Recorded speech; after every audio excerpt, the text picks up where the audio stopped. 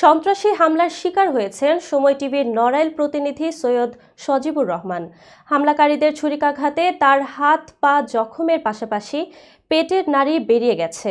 প্রচণ্ড রক্তক্ষরণের কারণে তাকে নড়াইল সদর হাসপাতাল থেকে ঢাকায় রেফার করা হয়েছে।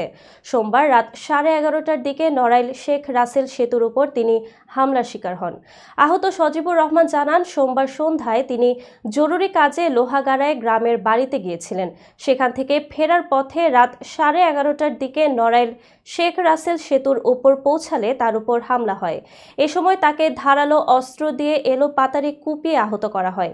হামলাকারীরা তার হাত, পা ও পেটে গুরুতর জখম করে পালিয়ে যায়।